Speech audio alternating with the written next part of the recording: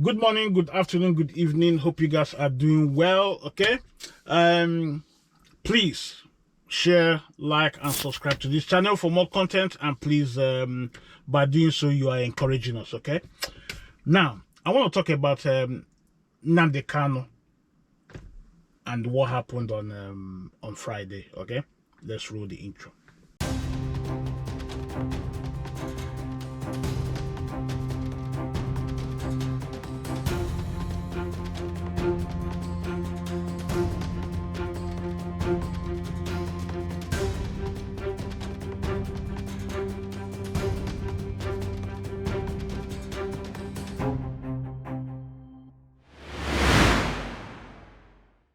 Hey, welcome back.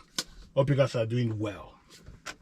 Now, Nnamdi Kanu's I wanted to make a commentary about before the appearance of Nnamdi Kanu, the leader of the IPOB movement. But I put back. Because I wanted the result to come out first before I make any comments. Okay. Those that had high hopes that he will be coming out, will feel disappointed. Those that wanted him to still remain in prison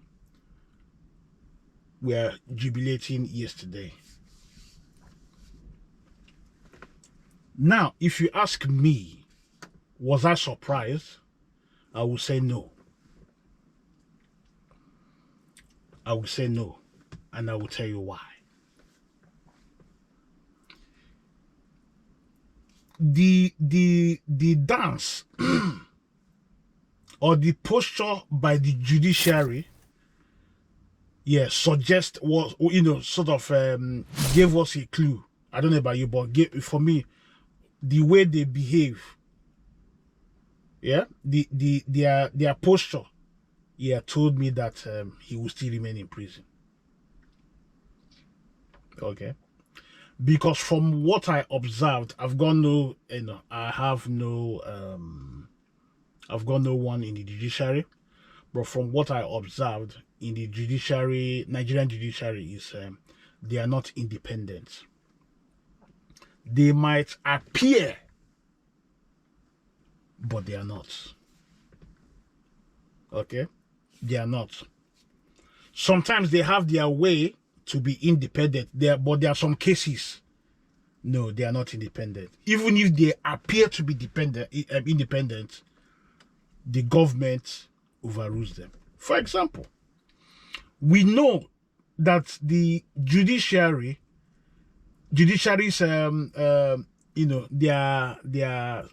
their judgments, their pronouncements means nothing.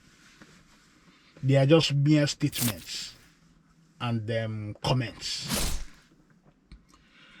Let me take you back.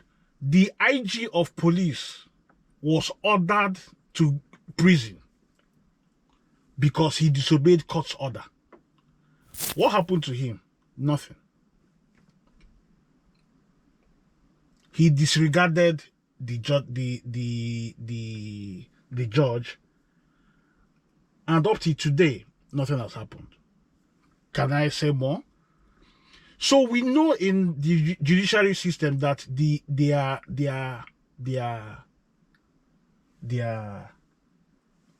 figurines, they sit there, they issue statements, and the statement means nothing. In the Western world, when a judge pronounces his judgment or her judgment, and it's against you, the law takes its course, even though some people will not like it. Judges should be honorable. But in Nigeria, we know that the judges, they play games. Because they are just like figureheads. and somebody on the other side controls what they say. I say all this to come to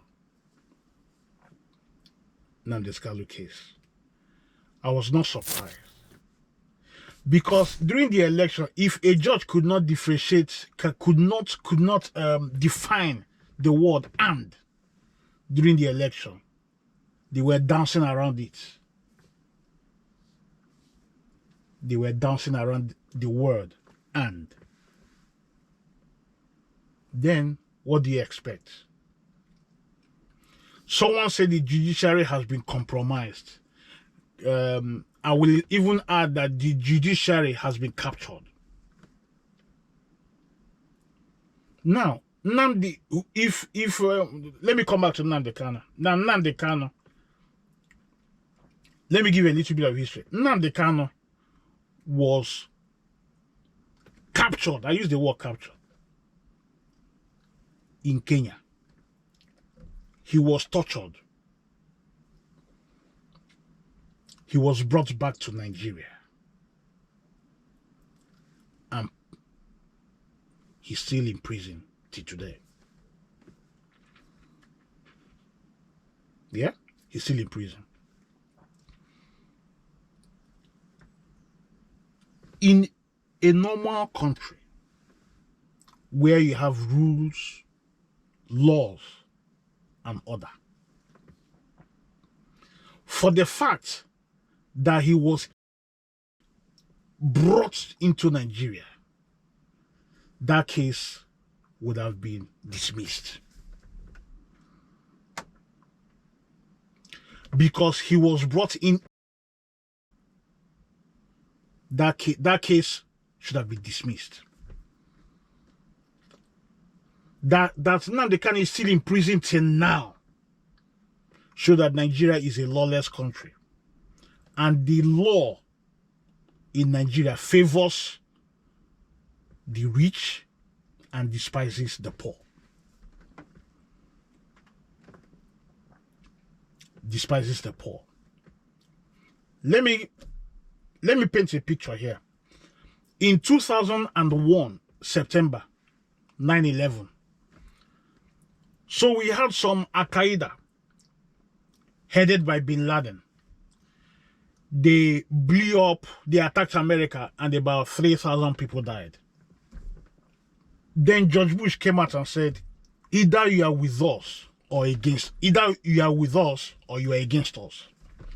So many countries came, rallied around America, and America went to war in Afghanistan. Now, during the war, they caught some terrorists.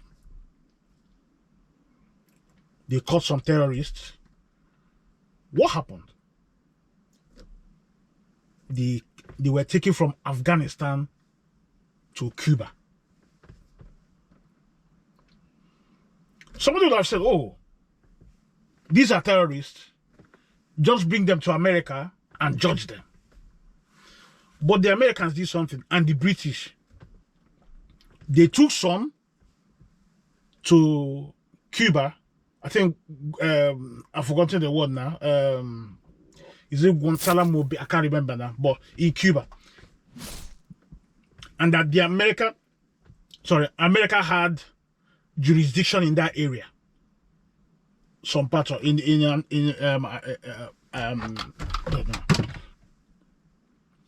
so, sorry, my light just fell off. Let me get it back. Oh, yeah.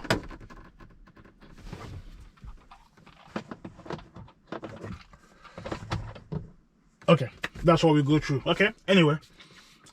So, they took these guys from Afghanistan, brought them to Cuba. Some were taken to Libya. Now, what happened? The Americans were torturing some of them in Cuba. The same in Libya. They were being tortured to provide evidence, to provide them, to get info about the the terror network. None of them were taken to America. Why? These men were taken to Cuba because the American legal system does not apply in that area. So they had the room to torture. One of the terrorists was brought to America because they followed procedure. So after, in a long procedure, they brought him to America for trial.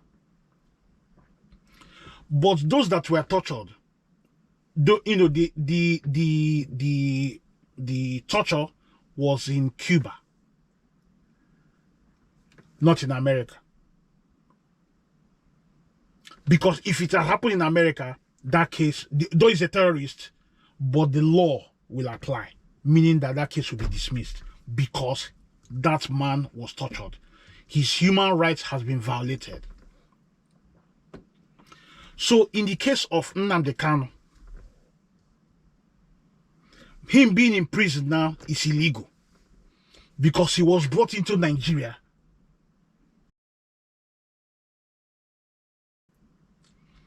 But I do say, but in Nigeria, anything goes. Okay? So if you ask me, Nnamdi Kanu being in DSS, in prison, is illegal.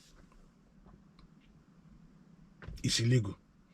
Now, let me tell you something for the IPOB members, ESN, and Nnamdi Kanu, if you have, if the socio-cultural groups and are begging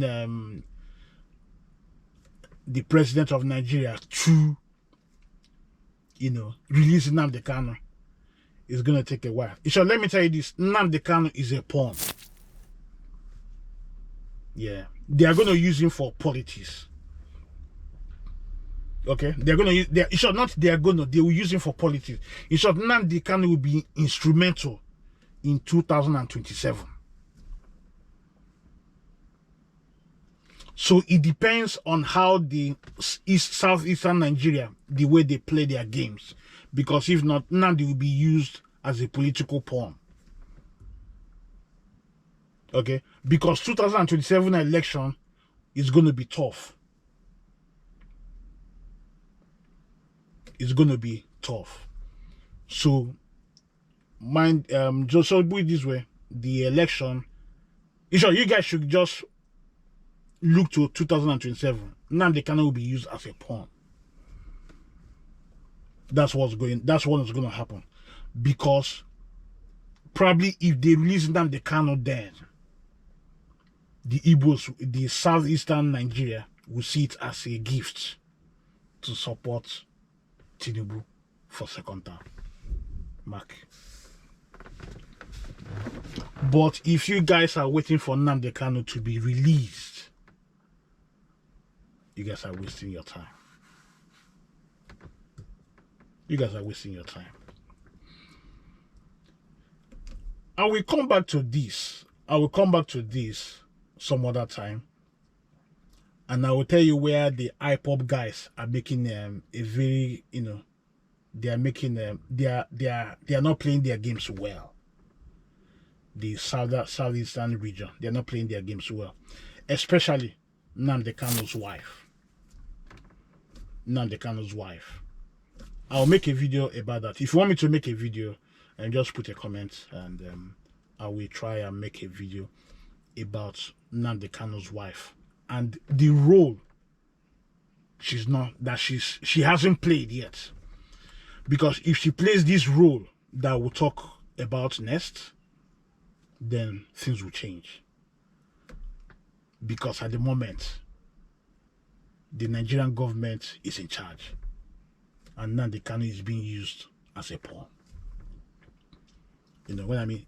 They are playing chase with Nnamdi Kanu. Yeah, this is a political game for 2027. So I repeat, if the IPOB members, the ESNs, are waiting for the judges to dismiss the case, they are wasting their time. They are wasting their time. Anyway, please like, share, and subscribe to this channel.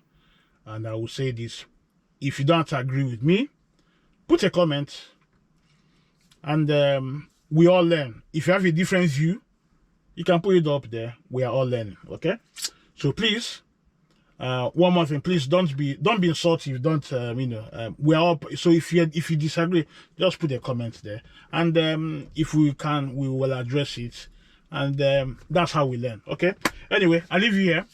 God bless you all, and then please do us a favor: like, share, and subscribe to this channel. Okay, and see you on the other side. Peace.